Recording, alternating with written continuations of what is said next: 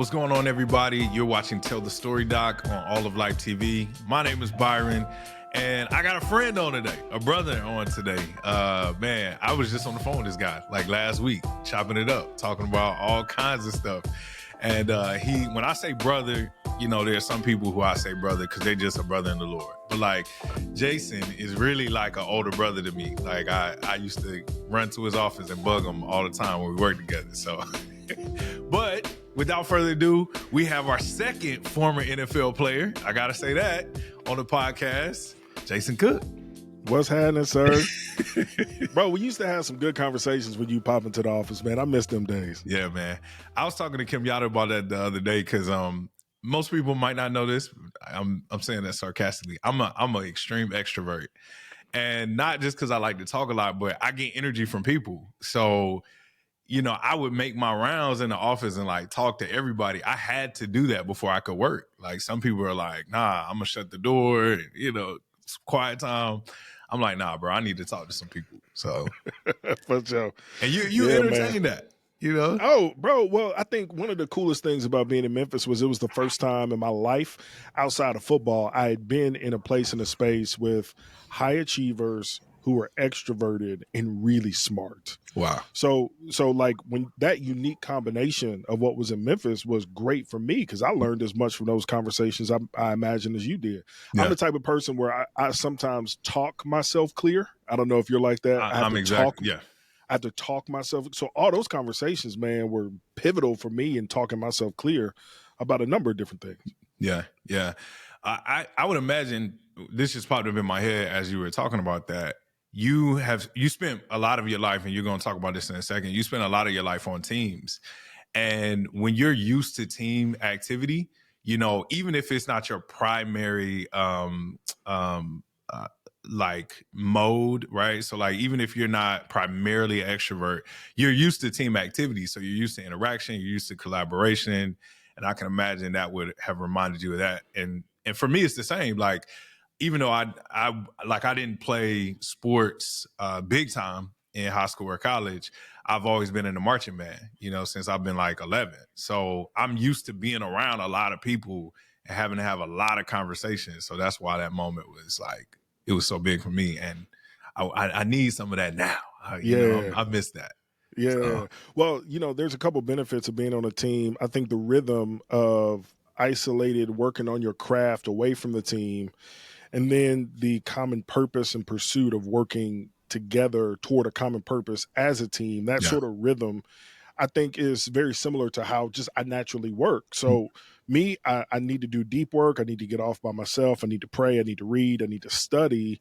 But those things done sort of in my prayer closet, in my study with the Lord, are only as good as they interact and synergize with the work that God is doing corporately and collectively. It's that rhythm of retreat or withdrawal and communion. So, yeah, man, that rhythm has been in my life. And so being in Memphis with you, it's like I'm in my office doing some deep work. You pop in with a random question out of left field, and then we spend the next 45 minutes to an hour chopping that up. I think that rhythm is a healthy rhythm. And I think about you all the time, man. Solo church planners not having that level of interaction is not only lonely, but you have to work harder to find those areas that sharpen you. Yeah. Because you don't have those natural interactions like you would in an office. That's a fact. That's true, man. You know, I struggle sometimes because, you know, there's a wave of, and I think we talked about this in Memphis.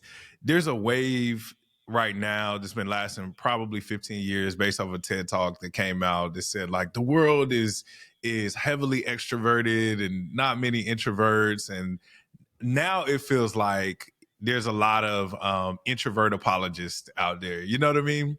And in the midst of that, I feel like the extroverts are kind of like, they're being forgotten about a little bit. And especially in ministry. So like when I walked into ministry, I didn't know anything. I didn't go to seminary before I was in ministry. I was already in ministry once I started seminary. So I wasn't used to how the world worked. And when I got into ministry, I was like, why is nobody talking? Like, why would everybody rather read a book than hang out? Like, what is that about? And I have met so many church planters, pastors, and all of that are like, nah, I just want to get by myself. I want to like read a book or walk on the beach. And I'm like, nah, I want to like hang out with people. And I very much feel like I'm on an island in that. Like I haven't met a lot of people who are extroverted and like church planter, pastor, all of that. Like even you, like I think you would say you would lean more introverted, even though you flex very well. 100%. Yeah. And I think part of that is I do think there's a quiet contemplative side to pastoral life and ministry. I also think, man, there's a great paradox in what you just said, because on one hand, God's called you to minister to people, but also people are scary and unsafe. Hmm. And so when you've grown up in a place or a space, or where you just constantly are getting grenades lobbed at you, people feel unsafe, which causes us naturally in many ways to retreat. And Mm-hmm. so in some ways, I think a lot of men and women who've been in places and positions of leadership and authority, who when they do show up, it's grumbling, it's complaining, it's griping. That can skew you. Now I'm probably talking about myself. I'm putting my insecurities out there, right? But I think on the flip side, when it comes to extroverts, man, the life that extroverts get from people is the one of the secret sauces to church planting, because you need those folks on your team. Hmm. So if you're an introverted church planter, you know that going into it, you feel like God has called you to it. You love people, you love being around people. People just wear you out. You need to make sure to round your team out with the appropriate gifts, skills, talents, particularly dispositions like extroversion, to make sure that you're doing the ministry God's called you to do. So yeah, for you, I would say, like, as an extrovert who's always loved people, who's always loved talking around people, I imagine you grew up like you 4 or 5 years old, sitting at the big folk spades table, holding full on conversations. Come Like, you know on, what I'm saying? man. Like, that's just in you. No, you just read my entire life, bro. But I mean, like, so for that, the flip side to that is, okay, is Byron okay alone? Yeah, So the extroversion is not a fear of people; it's a fear of the inner life, a fact. and generally speaking. And so I think both have light sides, both have shadow sides. We got Yeah. to make sure we balance each other out. Yeah, that's true. Like I think one of the hardest periods that I've gone through as a church planter was the period where I had to learn to be by myself, and I still struggle with that. And you know, podcast's not about me, so it's about you. We'll talk about that another episode, another time. Man, I always try to start, even though we are like what 7 minutes in, I always try to start with a story of connection. And the story that we have is, man, I was at a church, I was serving that church, and um, part of my responsibility was greeting people. So I'll never forget, you know, we're already like deep into the service, and I walk out into the parking lot. I see this family and this woman trying to like corral kids, and I see you and you're walking in, and I'm like just greeting you like I would greet anybody else. I had zero idea who you were. I'm just like, hey man, you know, glad that you came and blah blah blah. And you were like, you know, nice and all that stuff. Talk to me. And then after the service, somebody's like, "Oh, that's Jason. That's Jason Cook. Like he's here to like meet with, you know, people in our church." I was like, "Oh, okay." I had no idea. And then a couple weeks later, you were like announced as one of the pastors of the church, man. So I always thought that was like a really cool interaction, because honestly, probably like you, I've met a lot of pastors, you know, in spaces where they did not know I was a pastor as well. And some of those interactions aren't as cool, bro. Like a lot of them are weird. A lot of pastors are just not as nice, man. So I always appreciate, you know, seeing you and Courtney and the kids at that point, and how just, you know, just generous and nice you were. And I was just like to you, I was just a greeter. You had no idea I was a pastoral resident or any of that, you know. So Well, I think for me, what was really unique, and I remember that interaction, what was unique was coming out of predominantly white spaces, church planting spaces, and then we pull up and you're one of the first faces we see. And it's like, yo, not only is this dude like just black, but he's culturally black, like hmm. black. And then to be there in that space and in that church, and to live there and work there, it gave me such confidence to know that if people can exist in this space as God intended them to, Mhm. without having to code switch, without having to change things up, then it gave me a ton of freedom and confidence to be who God made me to be. Yeah. So I really appreciated that. And bro, like at the time you were a resident, but you didn't carry yourself like a resident. You carried yourself like a pastor. And I Yeah. think that was one of the main things that set you apart from other folks as well. But I'm also really glad to hear that I wasn't a jerk to you, because Yeah. that would have not been a good look. Yeah, all of us have had bad days. Let me throw that out there. But yeah, you are not a Sure. jerk. So, man, Jason, tell us a little bit about your story, man. We've already thrown so many breadcrumbs, football and places that you've pastored and places that you've worked. But man, where would you say God had? What's the story that God has given you so far? Right? We don't, Go ahead, let us know.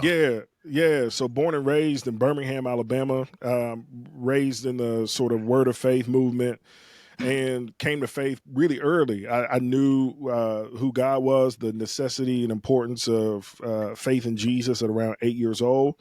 Um, and I think from 8 until my early 20s, I didn't really fully know what that meant. So Hmm. my life from 8 on was really like a moral life that led to a double life. Hmm. Publicly, I'm holy, I'm righteous.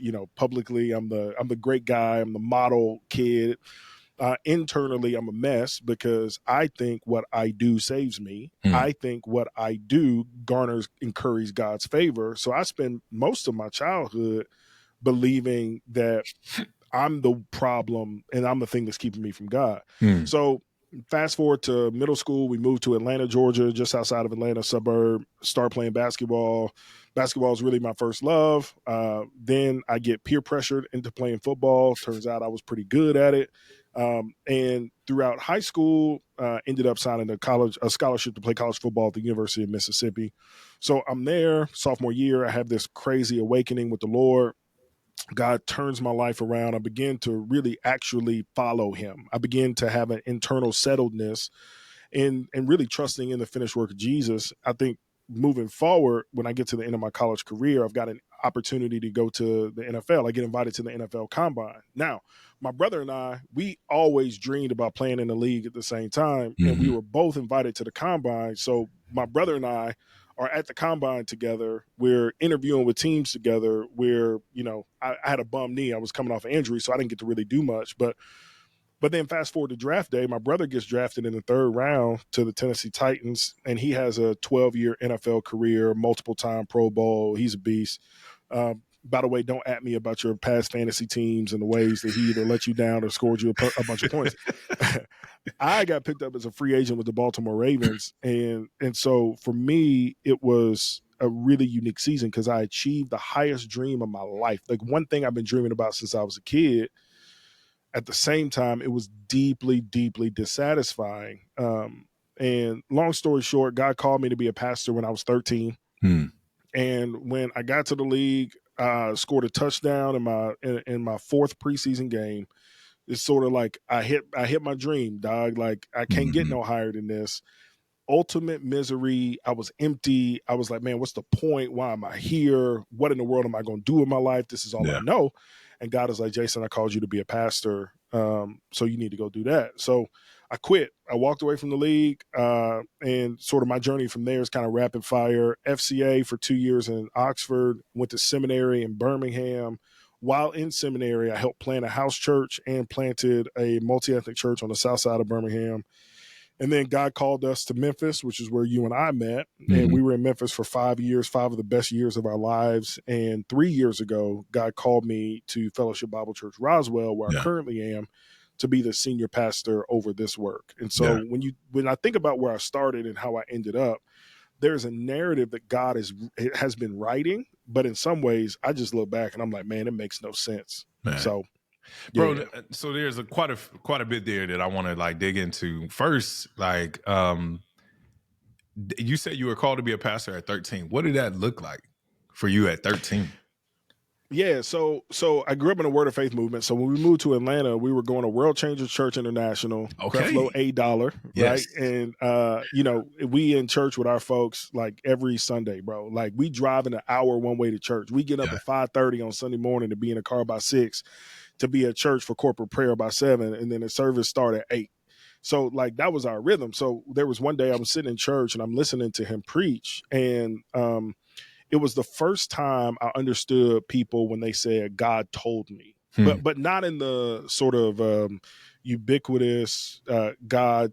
Or using God as using God speaking as sort of license for your own volition, Hmm. but I'm literally sitting there, and the Spirit of God impresses so strongly in my spirit, and what I hear is, "You're going to do that for me one day." Wow.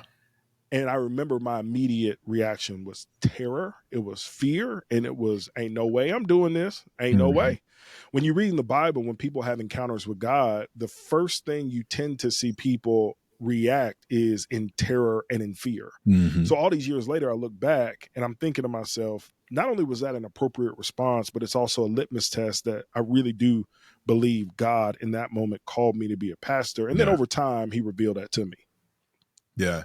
Do you feel like have you met guys where it's the opposite? Like have you met many guys who they're like, man, I was called to be a pastor and I was like excited, because I still like I love being a pastor, but I tell people all the time, this is the last thing I would have chosen.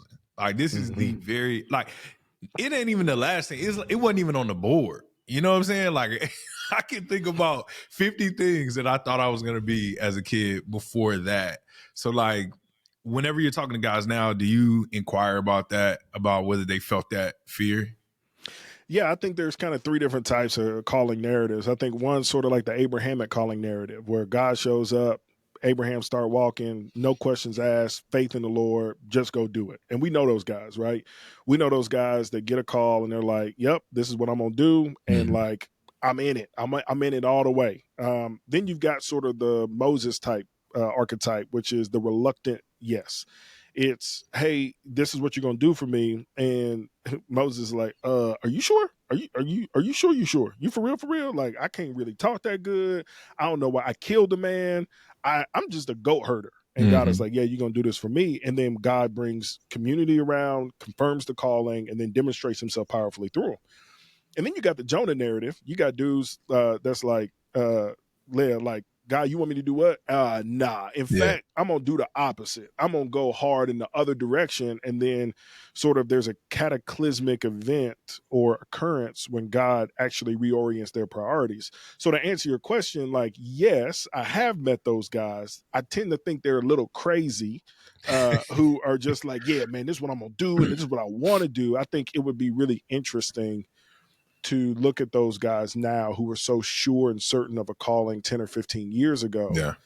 to see if they're still walking in it. And how much of calling to be a pastor is a true supernatural stirring of one's spirit, and how much of it is one's desire separate from God's anointing and ordained hand upon a man. Does that Yeah. make sense? Yeah. It makes a Some lot of dudes just want to be pastors, so they go yeah. be pastors. But some dudes, I think, are genuinely called to be a pastor, and those men are evident.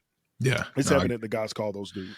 I get that. I get that. Another thing that stuck out to me as you were talking, we fast forward to you playing football, and I tell your story all the time. Like I never forget it. How you came to faith, or not how you came to faith, but how you came to realize that you weren't doing the right thing. Right? Like this wasn't the path that you were supposed to be on. And it's so interesting that God would give you that moment. Like He would bless you with that moment to, there's a small amount of people in this world who could say that they ran for a touchdown in the NFL. Like very small amount of people, right? Listen, and let Um, me say this. Let me say this. My brother had a 12-year career, dozens of touchdowns, thousands of yards in reception, multiple Pro Bowls, but I was the first person in my family to score a touchdown in the NFL. hey And man, he can't take that away from me. we got to make you a trophy, so you always I have that. got one. It's at the Okay, crib. It's at my mama house. that's dope, man. Man, what is it? Because I wrestle with this. I think about this a lot because I have three friends, all of which have played in the NFL. You, Eddie Williams, you know Eddie, I do right? know Eddie. Yeah. You, Eddie Williams, and both FCA guys, and also Aaron Curry, who's coaching for Pittsburgh right now, linebacker coach. He and I went to high school together, and the Played three of against you, Aaron. huh? I played against Aaron. Yeah, yeah. So the three of you have very similar experiences. Where Aaron, I think for Aaron, it happened later. He was playing with the Bills, and he got kind of like another shot at his career. And I think he got a pick or something in a preseason game, and he was just like, "Nah, this ain't it. Like, this is just not what I'm supposed to be doing." And Eddie has some stuff as well. What is it about like this high achievement sport that God uses to be like, hey, I want to show you something? Like, have you thought about that? Is there a book there to be written? Like, what is it? Man, maybe. Man, I think contentment is one of the most missed opportunities in life. And because contrast is the mother of clarity, you don't know your discontent. You don't know really what contentment is until you are discontent. Here's what I mean. Football, particularly high achieving sports like football, promise you the world. I mean, it's Solomon in Ecclesiastes. He says in Ecclesiastes 3, when I look back at all that I had accomplished and what I had labored to achieve, and this right after he's like, yo, I had women, I had money, I had servants, I had possessions, I had power.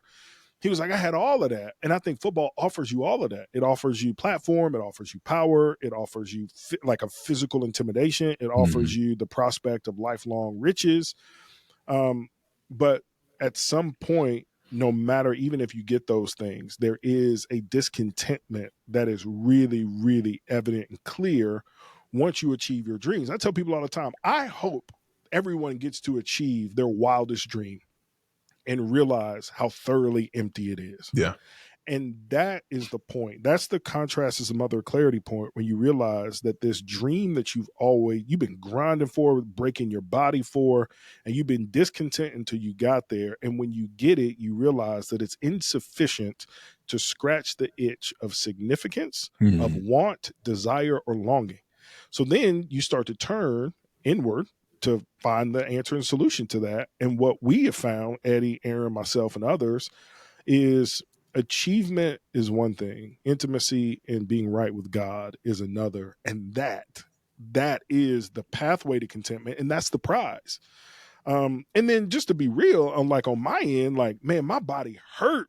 Like, my knee was jacked up. I'm having multiple concussions, like Achilles tendonitis. I broke my fingers. Like, man, I was hurting, dog. It wasn't worth it, man. So I do think there's a sense in which the narrative is similar, because at a certain point we all realize a very, very inconvenient and life-changing truth, which is Jesus is better. Yeah, that's real. That's real. To kind of keep walking that story, man, I think FCA is wildly important. We served FCA as well down here for a couple of years. I love FCA, but I wanted to jump to Jason, the church planter, because, man, I'm so used to Jason, the pastor, that I kind of often in my mind skip over Jason, the church planter. So tell us more about that time. And even in your story, you were like, I planted a couple churches in Mississippi, and then, Yeah. So, like, tell us more about what those years were like. You, whether you had planned things out or whether it was organic, or how did that work in you walking towards church planting? Yeah, it's a good question. So I think the first thing is, my whole life, for some reason, people have followed me, and I don't really know why. From being a overweight kid in third grade to middle school sports, there's a mantle of leadership that God has placed on me that I think I wear reluctantly, because, again, I'm an introvert. I just want to hide. I don't want like acclaim or public notoriety. I just want to go work off in a corner by myself. But while I was in seminary, the church I was attending wanted to launch a campus downtown. Now, at this point, I've been a part of multi-ethnic churches my whole life. I've been in the phase where, man, I'm kind of sort of in that CHH reform sort of high Bible world.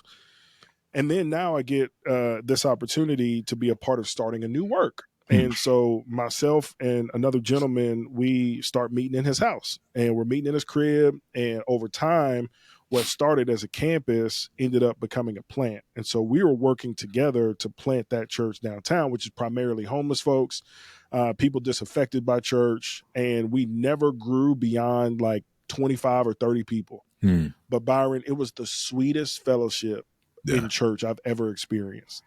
People were in each other's lives, cooking food together, being with one another, Bible study, serve, Sunday mornings. Man, it was just sweet. Hmm. Courtney and I got married during that time, and I got to cut my teeth preaching in church in a basement in my guy's house. We were doing worship on a TV that's connected to YouTube videos. That's how we was Mm-hmm. doing worship. And Courtney and I got pregnant, and I was like, "Yo, I need health insurance, and I need Yeah. a job." Yeah. So a church on the other side of the city asked if I would come and help start a work in downtown Birmingham. And that was the sort of second foray into church planting. That one we planted with the backing of that church, which was Hmm. significant, staffing, financially.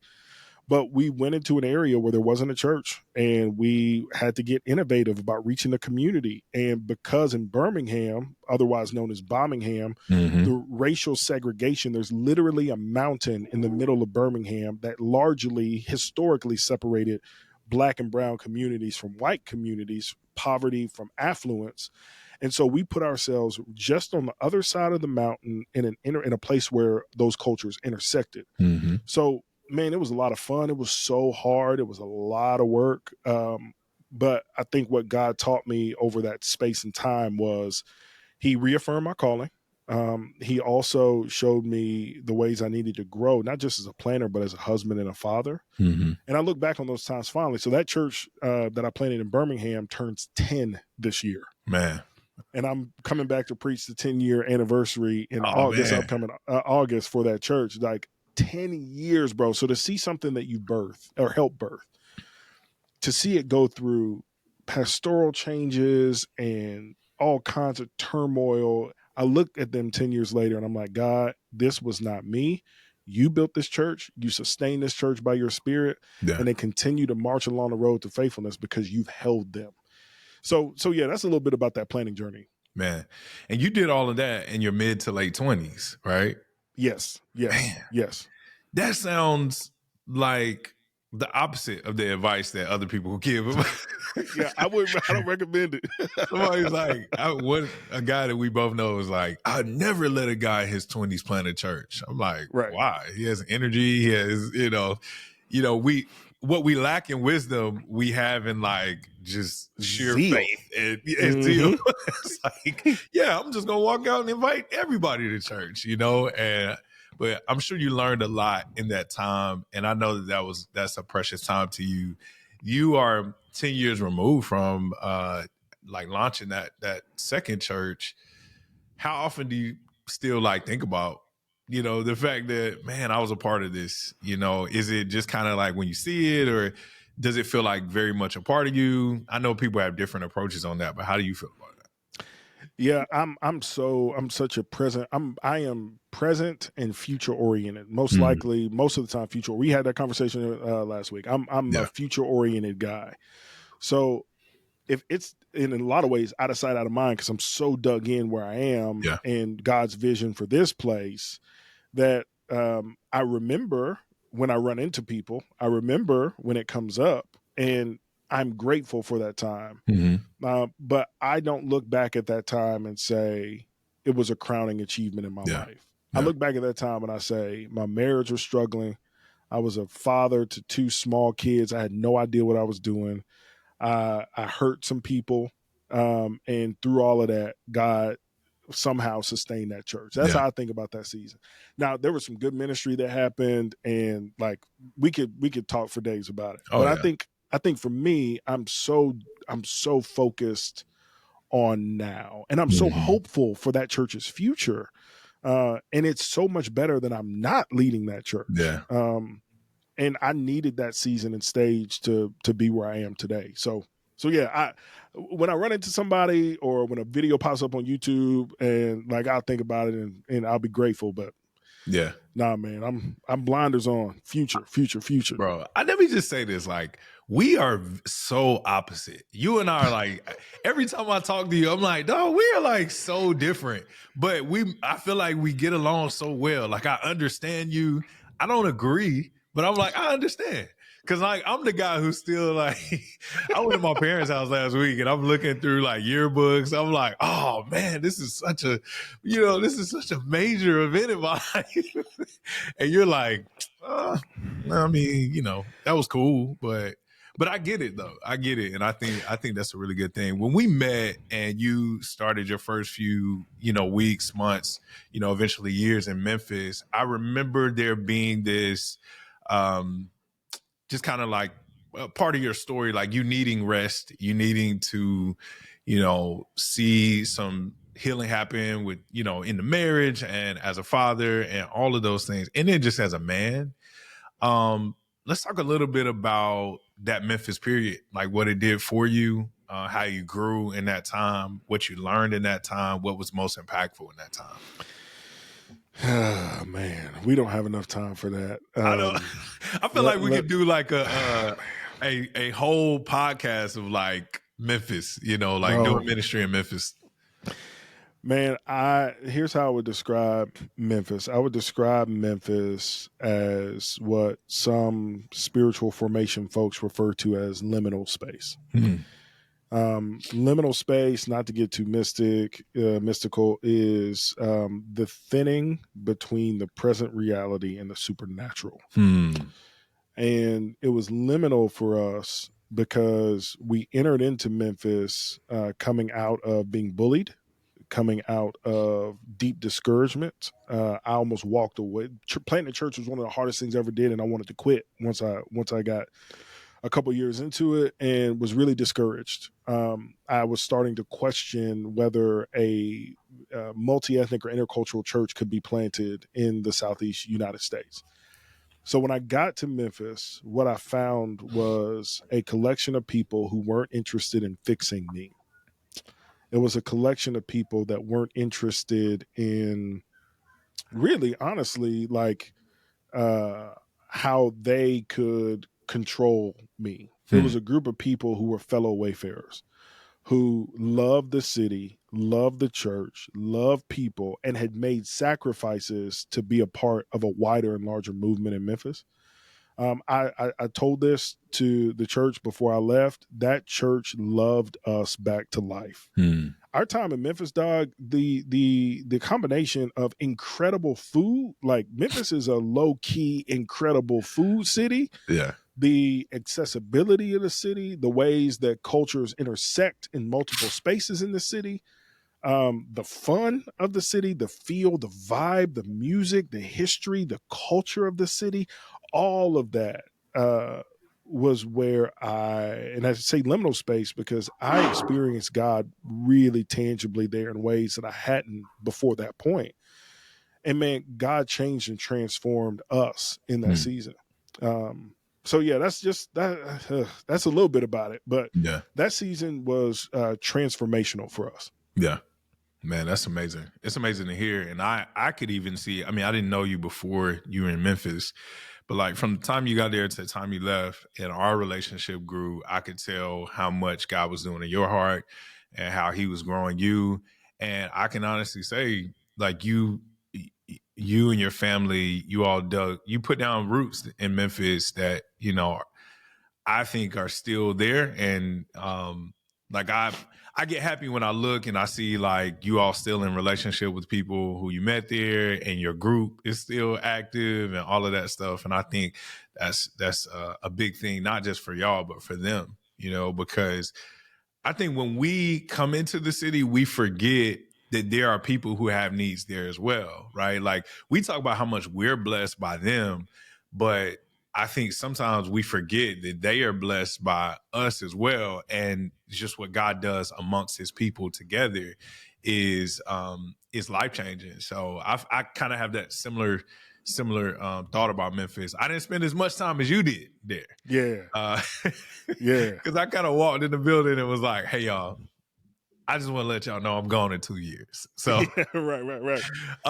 But man, I already mentioned like walking into your office, us chatting, but one of the most impactful conversations we had, we were in the big room, had a whiteboard, and I was like, yo, Jason, like next year I'm leaving to plant this church. And I didn't really know what I was doing. I had zero idea. I was just like, yo, this is what I want to do. I want to preach the gospel. I want to see a multi-ethnic church. I want to be a disciple making church. Like, show me how to do that. And I still have the pictures I took from the whiteboard. This man Jason like drew out a whole like framework for planting, and like, man, you asked the right questions. You pointed me in the right directions. You told me the things to focus on, and I'm appreciative because I still go back to that time. Can you think of any other times in Memphis that were like radically impactful to you? Not, it doesn't have to involve me, but just like things that might have happened or things that you did while you were there. Yeah, I remember that conversation. I was, if I could go back, I'd probably cringe at some of the things I told you then, based on what I know now. But praise God that it was useful. God still uses crooked sticks to hit straight licks. Man, there were two moments for me. One was getting to be in relationship with the Reverend Dr. Melvin Charles Smith Jr., who was the pastor of Mount Moriah East Baptist Church. Okay. And he had been the pastor, by the time I left, he had been the pastor at that church for 52 years. He was the first Black employee at St. Jude Hospital. And he marched with King in the sanitation workers strike of 1968. He was actually on his way to Ben Hooks' house, which the afternoon that King was assassinated at the Lorraine Motel, he and Jackson and others that are on, they're getting ready to get in the car to go to Ben Hooks' house to eat dinner. He's on his way to Ben Hooks' house. He gets to Reverend Hooks' house, and they realize that Martin's been shot. So to be with that brother, to be in his office, and when you go in his office, he has handwritten every sermon since 1969. Yeah. He's handwritten every single sermon, and they're all laying and stacked up. And then you see a man who's well into his 80s, still loving and caring for his community. Brilliant man. He's kind of the godfather of the city. And for him to give me the time that he did, I'm eternally grateful. Yeah. I think the other thing for me was understanding that you can never fully appreciate a thing until you grieve that thing if you've lost it. Yeah. I thought I was going to be buried in Memphis, legit. I thought Memphis was going to be forever for us. That group of people you mentioned, I thought those were going to be like, yo, people talk about having lifelong friends. Like, yo, those are our folks. We in this thing together for the long haul. They watching each other have babies and take new jobs and grow together and cry together and laugh together. Like, man, I thought I was going to be buried in Memphis. And I think the great disappointment of that season prevented me from really appreciating all that God did until I fully grieved it. Yeah. And I don't think I was ever taught to grieve, right? I think as a young boy, I was taught, like, you know, why are you so sensitive? Shut all that crying up. Like, take the, like, I was, you know, you get synonymized for being a girl, for showing any kind of emotion. And I remember feeling deep, deep grief. And in my counseling, my counselor, she said, Jason, have you ever grieved the disappointment of not being buried in Memphis and not growing with those people and not raising your kids in that school? I was like, nah. She said, you can never fully appreciate a thing and be grateful for it until you grieved it. And so I think those two things for me were transformative. One, that this older, godly man was pouring his life into me, but also, man, like, you can't have joy without sadness. And on the other side of sadness is joy. And so that was transformative for me. Man, that's real, man. That's real. Man, Memphis loves you. You love Memphis. So, but I'll be back next week. Oh man, that's dope. That's dope. Yeah. I'm trying to get up there again soon for no reason. I just want to go. Man, you made a shift. 2 years ago, right? Almost 3 now. Almost 3 years ago. Yeah, almost 3 years ago. And before I talk about that, it's so interesting, man. You've lived in Mississippi, Alabama, Tennessee, back to Georgia. Man, you're like the Deep South, the king of the Deep South, right? That's the book, but not the king, but that's the book. That's the book. Okay. So the book is I've been a part of multi-ethnic churches in 4 different states. Yeah. You just gotta hit South Carolina and North Carolina, and you'll be good. I hit South Carolina, North Carolina, Florida, and I'll be in there. Well, Yeah. Florida's not. Yeah. Florida's not really the South. If you're from Florida and you watching this, Florida's not the same. It's not the deep South. It's not. It's not You the gonna deep have folks South. on your neck, bro. However, like I argue with my in-laws because they don't think North Carolina is the deep South, and I'm like, how is North Carolina not the deep South? It's right beside Tennessee.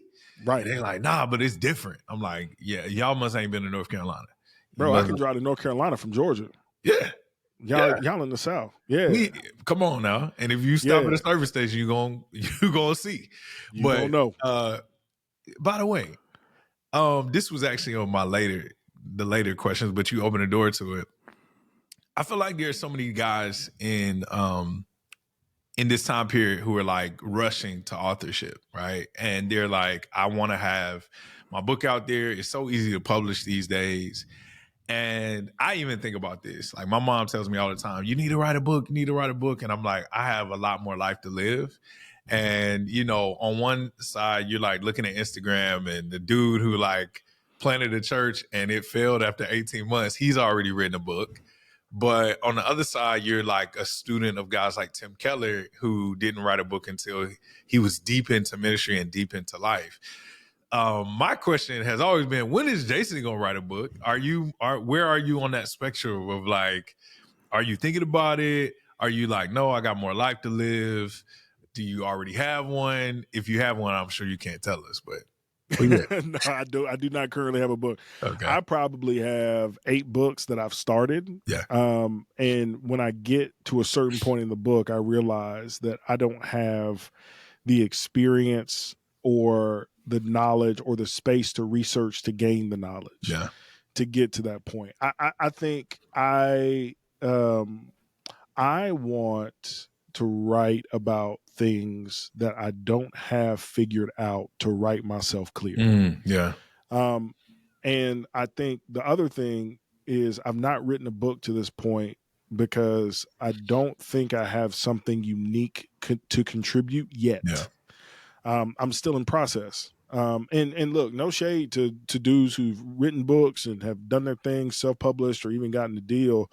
I just don't feel like I have something unique to contribute to the kingdom of God yet. Yeah. I think that story's still being written. I think I'm still in process. So all that to say,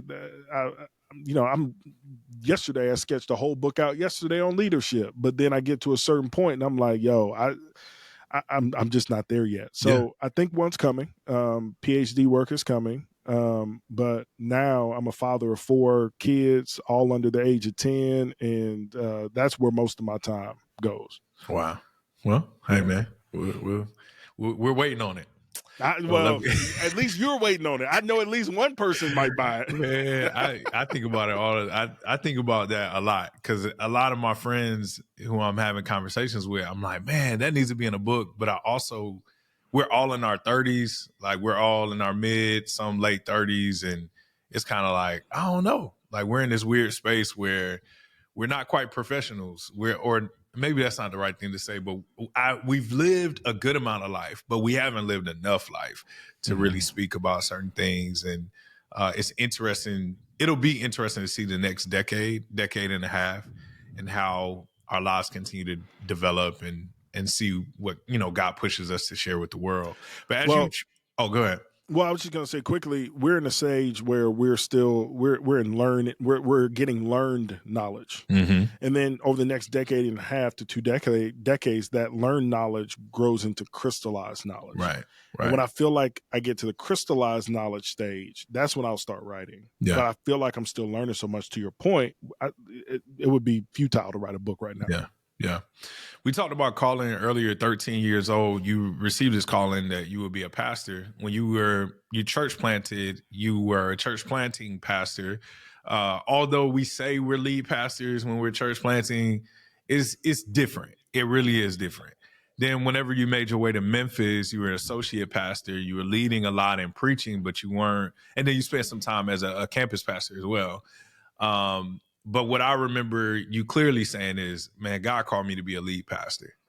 God called me to be a lead pastor. And I've always been impressed by the amount of clarity you had in that, because I don't have that clarity. I pastor people, and if I'm supposed to be lead pastor, I'm supposed to be lead. I don't know, right? But I remember the amount of clarity and just confidence you had that you were called to be a lead pastor.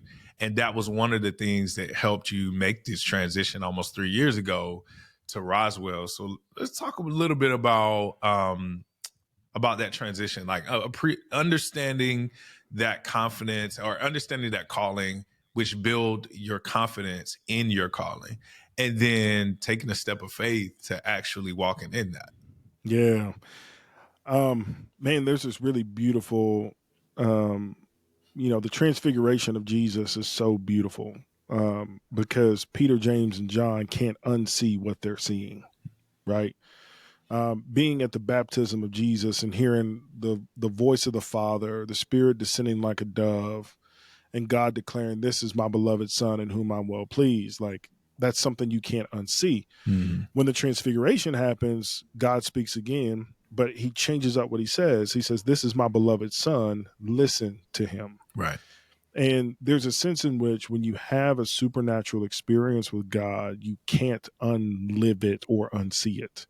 So my calling to ministry was supernatural. But I still fought it, so much so that God had to use a dream and a prophetic word from a woman in the middle of nowhere, Mississippi, who didn't know me, to speak a word that was confirming what God was doing, and a sort of supernatural occurrence on the rooftop of a hostel in Italy to get me to seminary. Wow. And then once I got to that point, I can look back and I can see all the ways that God has made it abundantly clear this is what he's wanted me to do. It's like, yo, how could I ever do anything different, right? So knowing that call in my life, knowing those leadership gifts I've had since I was 8, knowing my desire to be a part of what God is doing in and through his church, not from the second chair or the third chair, but from the lead chair, there was a sense in which it would have been arrogant and prideful for me to say, oh, I could just lead from anywhere and not the lead chair, when I know for sure God has designed me to lead from the front. And so I think it's a humble thing to tell the truth about your own gifts. Mm-hmm. And it's a humble thing to speak the truth about your own calling. And so for me, being in Memphis, I wasn't the lead guy. And like, by God's grace, like, that was a gift to me in many ways. But there came a season during COVID when all of us sitting at the house, we trying to figure out what we doing, because we ain't taking coffees and we ain't going to lunches and we ain't preaching in front of people. Mm-hmm. I'm not in the room. I'm not an elder. I'm not in the room making decisions. So I'm sitting at the house twiddling my thumbs, evaluating my whole life, trying to figure out, God, what in the world do you want from me right now? Right. And in that season, it was like, remember your calling. And so I burned out in 2020. And that fall, Courtney and I went on a trip out west. And that's where I discovered that, like, I just need to be out west once a year.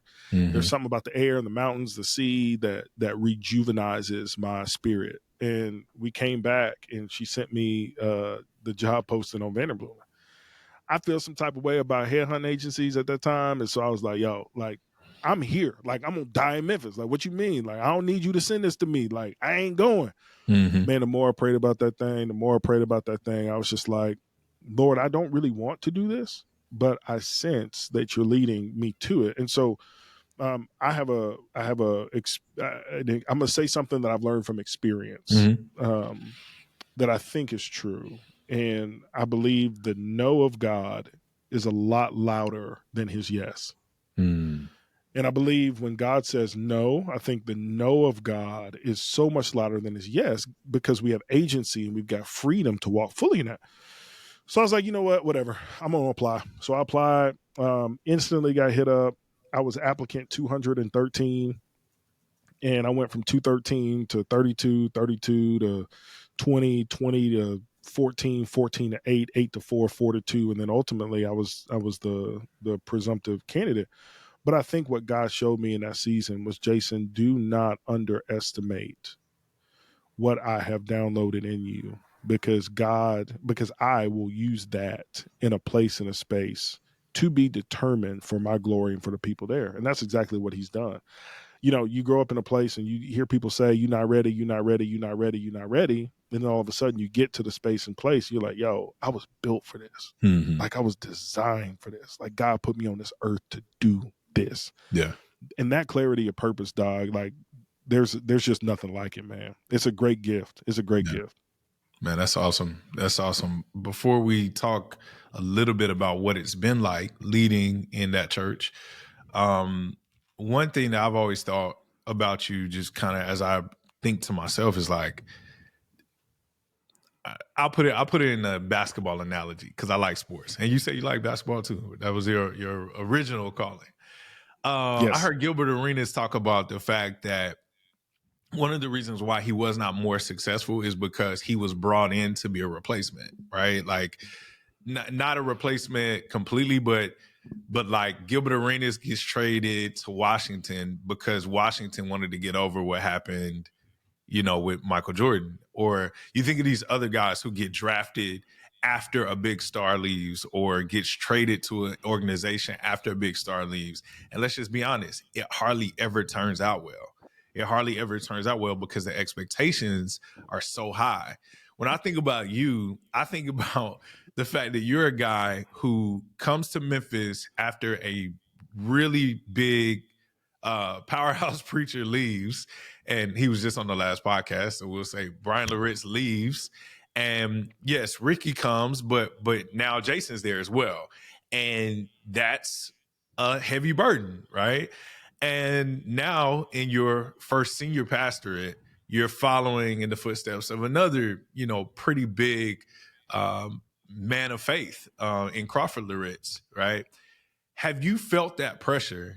And how have you dealt with the pressure of kind of being the person who is moving in and walking sort of in the footsteps of these men who have been great for the faith? I would be lying if I said I didn't feel that pressure. I'd be lying. Brian and I, there were a couple of years that separated us, but the outsized impact of his preaching locally and nationally, I was at fellowship because of him. Yeah. He gave the framework and the model in many ways. And so to be in the same place, to be in the same space, leading in a different way, man, that's pressure. That's pressure, dog. And then now coming here, following a man who's here 16 years, who is globally loved, the busiest man that I know, who has been so gracious with his time and has been the dream predecessor in many ways. We can talk about that in a minute if you want to. Yeah, I feel the pressure. I also, have so much confidence in who Jesus has made me to be. Mm-hmm. That it frees me up from having to try to be anyone else. Yeah. When you first start out preaching, you've got 6 or 8 different cats that you're listening to, and you can trace in your sermon like 6 or 8 different cats. I remember I'm trying to preach like E. Mace and Brian and Chandler and Creflo and, Terry Anderson Jr. and all these other cats, Evie Hill, you know what I'm saying, E.K. Bailey. I'm trying to model and mimic and copy, but there comes a point as a preacher where you learn your voice. Yeah. I think I've had to learn my voice here as a leader. I've had to learn my voice as a pastor because who I've been in those other places may have gotten me here, but I wouldn't still be here if I wasn't committed to learning in the journey. Mm-hmm. I've had to learn to lead in a different way. This is a larger church. It's got more staff. It's pretty established. It's in a different part of the city. So context changes everything. The education levels are different. The historical, evangelical, if you will, or biblical theological influences are different. The seminaries where people have been trained in the past are different. So you're walking into a culture that's unlike anything you've ever learned. Mm-hmm. And for me, it's like being back in the film room in college. Oh, wow. Learning a new team scheme and system.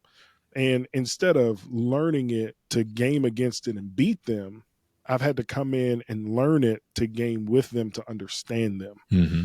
so that I could love them, so that then I could lead them.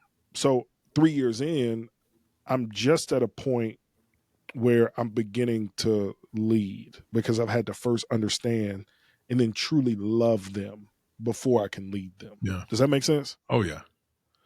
Oh yeah. That's awesome. Let's spend a couple minutes talking about just where you are. I mean, you kind of opened the door, right? So, one, I do want to press on the point that you said that Dr. Crawford is the perfect predecessor, right? Like, I'd love to hear more about that, because there are a lot of people who are doing these transitional plans, and I hear all of the crazy stories about how things fall apart. So I love to hear about that. And also, on the tail end of that, tell us just a little bit about where Fellowship Bible Church is now, and what your thoughts and dreams and hopes and loves are there. Yeah, man. Well, I can't talk about Doc glowingly enough. There are three things that he's done that has made him just the like dream predecessor. One, he prepared this church for different and for Mm-hmm. new. And so his last couple of sermon series before he got out, he spoke and gave language about what life after him would be like. So he began to sort of prepare and till the soil in that way. Um, the second thing that he's done is he made a commitment to being away and not staying for a period of time. Now his wife, Mama Loritz, she said, "Yeah, I'm gonna be gone for a couple months, but I'm coming back because this is my church and these are my people, and you my pastor." Yeah. By the way, side note: everyone needs to have a Karen Loritz in their church. Yeah. Just the biggest encouragement, like that woman, I could go on and on and on. What a gift to the body of Christ. But he took some time away, which really allowed me to get seated and Mm-hmm. established, and it allowed me to take some lumps. But the third thing is he did not entertain the disgruntledness of people that would call him and be Wow. like, "Can you believe what this guy is doing? Yeah. Did you hear?"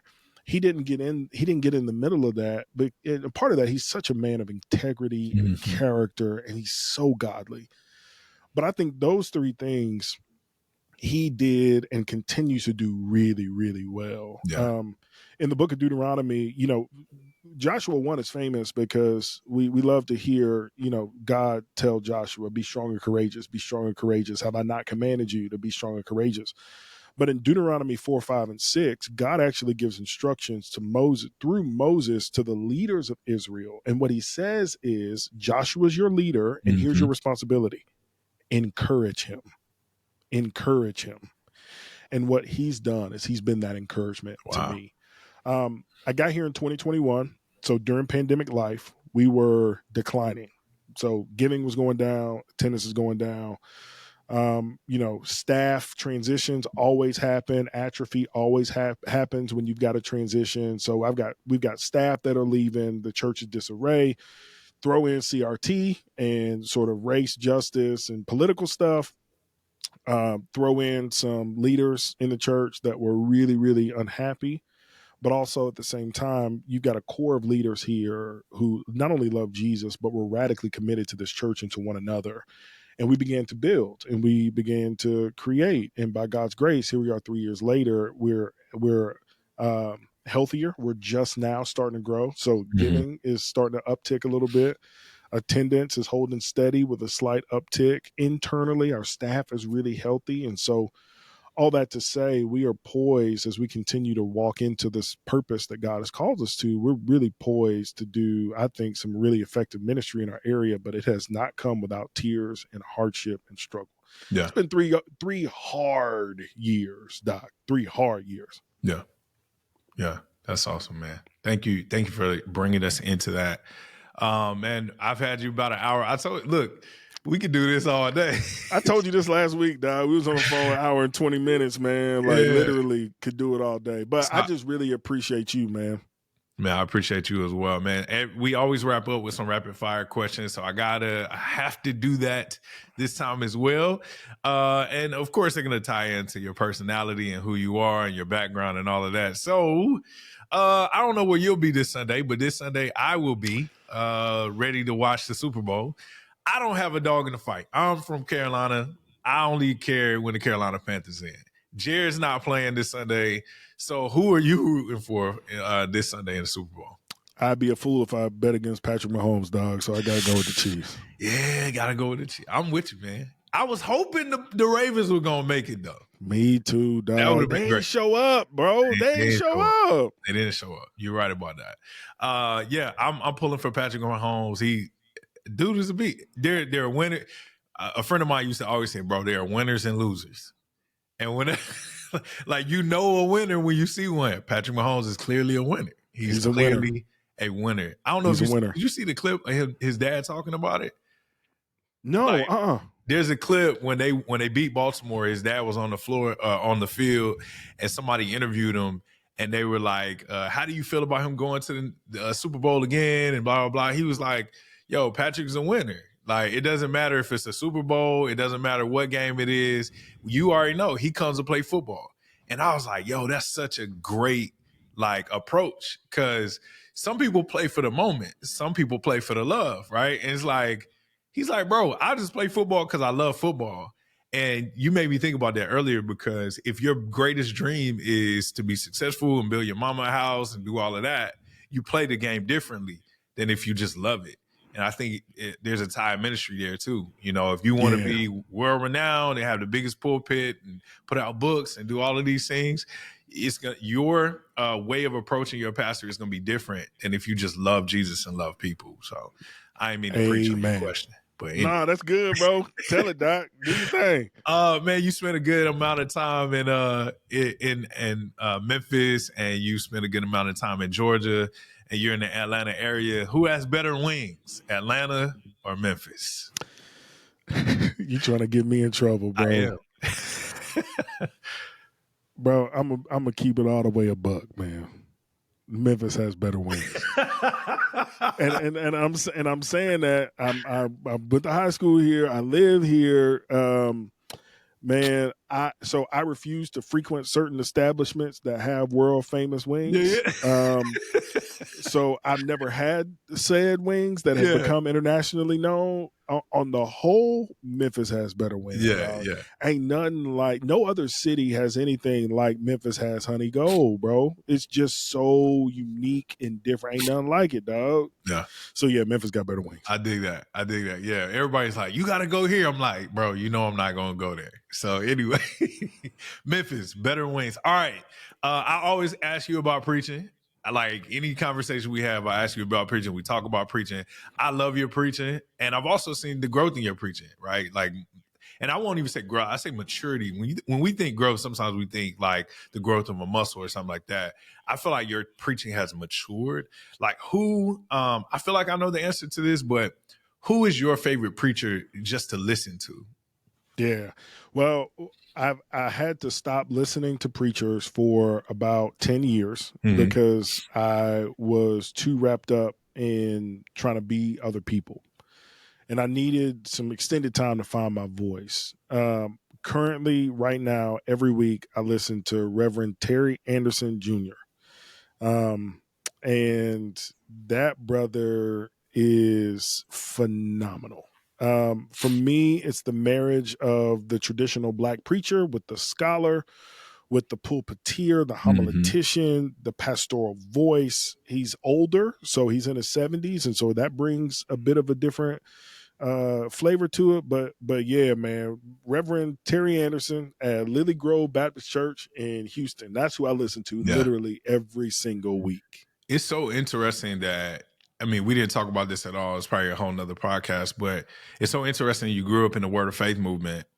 Obviously, you lean more reform in your theology right now. And then the guy that you listen to that you're most impressed with is a traditional Baptist preacher, which most people don't know. Like, well, maybe people do know, but unless you grew up in a Baptist church, that was the wave for that age of God. Like if you see a Baptist preacher in his 70s or his 80s or maybe in his late 60s, being scholarly was way more important than being like flashy or having the best illustrations. You know, you wanted to be scholarly. So I can see how you like Facts. that. Facts, man. Last question: who should be on this podcast, man? And you got to help get them on as well. Like, are there some people you believe need to be on? Man, well, I think folks that would be good to chop with, hang out with, be a good time with. I'm thinking of a couple of different dudes. I got to throw my man Claude in there because that's the smartest dude I know. Yeah. And church planting from a completely different angle, like with the whole Black Anglican thing. That's just really, really interesting. Man, it's a cat here in town, a guy named Joshua Clemens, who runs a organization called One Race here in Atlanta. Yeah. Josh comes to the church on occasion. He and his wife are incredible. Josh would be dope to have on this podcast. Yeah. You know, he grew up with Mike Todd. Oh yeah, they grew up in the same church. Yeah. Carlton Pearson was like his childhood pastor. Yeah, I know Josh. He's cool. Yeah. Josh is that guy. Yeah, man, and I think probably have you had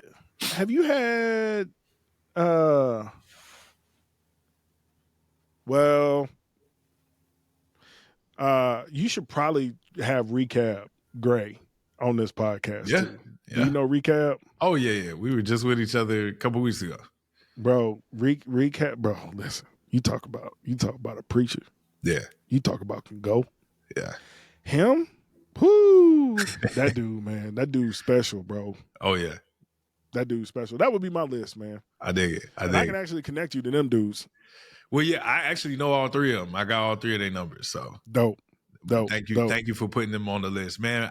I appreciate your time, brother. Like, again, it's always different when I'm able to sit down and talk to a friend, and you're the person who I can call. I have a lot of friends. I have a few friends. You're an extrovert. Of course you got a lot of friends. Yeah. No, I actually don't. I only have a few core friends, right? Like, and I know when to call who for what, right? So I have some that are just there to listen. I have some that are there to kind of go deep with me. But then if I want to be built up, I call you, bro. Like when I forget who I am, my giftings, my callings, when I'm just like, man, I need to hear a big brother like, throw me back on the field. Like, that's when I call you. So I appreciate, man, what you've been to me as a brother, and also appreciate who you've been to other people. I was talking to a man you're on staff with, and he was saying, man, Jason is a pastor to all people. Like, you will do anything to show that you love and pastor all people, man. And you've been a pastor to me, and I appreciate the presence that you've had in my life and the people that you lead. So, man. God bless you, man. Thank you, brother. God bless you. I love and appreciate you, man. Keep doing your thing, bro. Don't quit. Don't give up. Keep going. Yeah. Hey, look, if you are watching the podcast and you're just viewing this conversation me and Jason had, man, I'd love for you to check Jason out. You can Google him. He's going to pop up everywhere. Gospel Coalition, the ERLC, all types of stuff. But you could go to Fellowship Roswell's website. You can hear more about what Jason and his church is doing right now. Also listen to some of the sermons and wait for Jason's book. It's coming out maybe in about 15 years. Boy, God bless. God bless y'all, and I hope y'all join us again for another episode of Tell the Story God.